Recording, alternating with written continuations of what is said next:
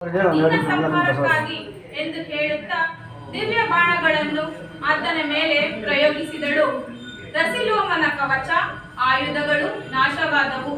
ದೇವತೆಗಳು ಭೀಕರ ಶಬ್ದದಿಂದ ನಡುಗಿದರು. ಪರ್ವತಗಳು ಅಲುಗಾಡಿದವು. ಸಿಡಿಲಿನಂತೆ ಬಂದ ಅವನ ಗದೆಯನ್ನು ದೇವಿಯು ತುಂಡರಿಸಿದಳು. ದೇವಿಯು ತನ್ನ ಶೂಲದಿಂದ ಆತನ ಬಾಣ ಗದೆಗಳನ್ನು ಚೂರು ಚೂರು ಮಾಡಿದಳು. ರಸಿಲೋಮನು ಮೂರ್ಛಿತನಾದನು. ಮತ್ತೆ ಎದ್ದು ಮಹಾಶಕ್ತಿ ಯುದ್ಧ ಪ್ರಯೋಗಿಸಿದನು. ಎಲ್ಲಾ ಕಡೆಯೂ ಹೊಗೆ ಆವರಿಸಿತು. ನದಿಗಳು ಬತ್ತಿದಂತಾಯಿತು. ಆಗ ದೇವಿಯು ಅದನ್ನು ತಡೆದು ಅದಕ್ಕೆ ಶಕ್ತಾಯುಧದಿಂದ ಅವನ ಎದೆಗೆ ಘಾತಿಸಿ ಹೊಡೆದಳು. ಅದು ರಸಿಲೋಮನ ಎದೆಯನ್ನು ಕೊರೆದು ದೇವಿಯ ಕೊರಳ ಹಾರದ ಪದಕವಾಗಿ ಬಂದು ಸೇರಿತು. ಇಂದು ರಸಿಲೋಮನು ಮೃತನಾದನು. ದೇವತೆಗಳಿಗೆ ಸಂತೋಷವಾಯಿತು. ರಸಿಲೋಮನ ವಧೆಯ ನಂತರ ಇನ್ನೊಬ್ಬ ರಾಕ್ಷಸನಾದ ರುದ್ರಗನು ಭಯಂಕರವಾದ ಧನಸ್ಸನ್ನು ಹಿಡಿದು ದೇವಿಯ ಮೇಲೆ ತೀಕ್ಷ್ಣವಾದ ಬಾಣಗಳನ್ನು ಪ್ರಯೋಗ ಮಾಡಿದನು. ಎಲ್ಲ ಕಡೆ ಮಳೆಯ ಮೋಡದಂತೆ ಬಾಣಗಳು ಮುಸುಕಿದವು. ದೇವಿಯು ಮೇಘಾಸ್ತ್ರದಿಂದ ಅದನ್ನು ನಿವಾರಿಸಿ ಸಿಡಿಲಿನಂತೆ ಬಲಯುತವಾದ ಬಾಣಗಳನ್ನು ಪ್ರಯೋಗಿಸಿದಳು. ರುದ್ರಗನಿಗೆ ಒಬ್ಬ ಸ್ತ್ರೀಗೆ ಇಷ್ಟೊಂದು ಪ್ರತಾಪವೇ ಎಂದು ಆಶ್ಚರ್ಯವಾಯಿತು.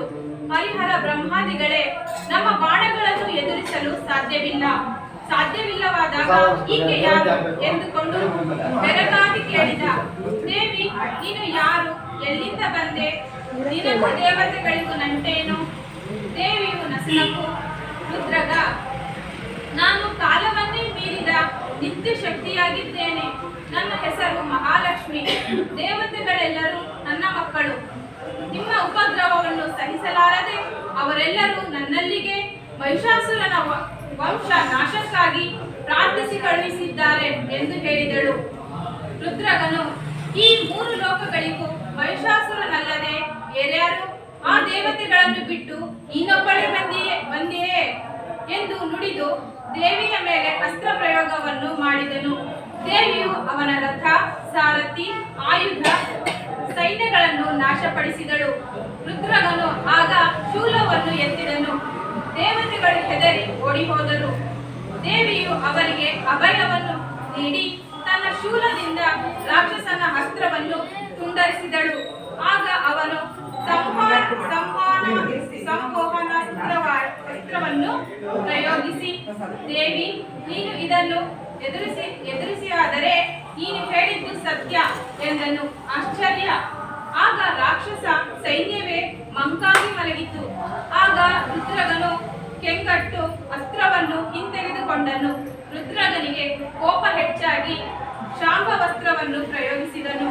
ಆಗ ಸಾವಿರಾರು ರಾಕ್ಷಸರು, ಹುಲಿ, ಸಿಂಹ, ಶರಭಗಳು ಹುಟ್ಟಿಕೊಂಡವು. ದೇವಿಯು ಸಿಂಹ ಗರ್ಜನೆ ಮಾಡಿ ಪಾಶವನ್ನು ಅವರ ಮೇಲೆ ಪ್ರಯೋಗಿಸಲು ಎಲ್ಲವೂ ಮಾಯವಾಯಿತು. ರಾಕ್ಷಸನು ಕೋಪದಿಂದ ಗದೆಯನ್ನು ಎತ್ತಿಕೊಳ್ಳಲು ಶರದಿಂದ ಆಕೆಯು ಅವನ ತಲೆಯನ್ನು ಕತ್ತರಿಸಿ ಹಾಕಿದಳು. ರಾಕ್ಷಸನ ಮುಂಡವು ಮತ್ತೆ ಹೋರಾಡಿತು. ದೇವಿಯು ರುದ್ರಗನ ಶೌರ್ಯಕ್ಕೆ ಮೆಚ್ಚಿದಳು. ನಂತರ ಅವನ ಮುಂಡವನ್ನು ಕತ್ತರಿಸಿ ಆತನ ಉಳಿದ ಸೈನ್ಯವನ್ನು ನಾಶಪಡಿಸಿದಳು. ರಕ್ತದ ಪ್ರವಾಹವೇ ಹರಿಯಿತು.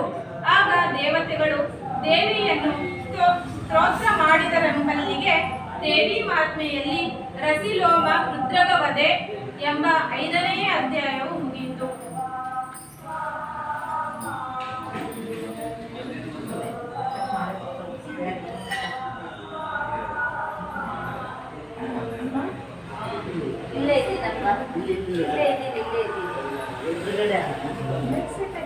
ಅಲ್ಲಿ ಲಗ್ನ ಸಮಿತಿ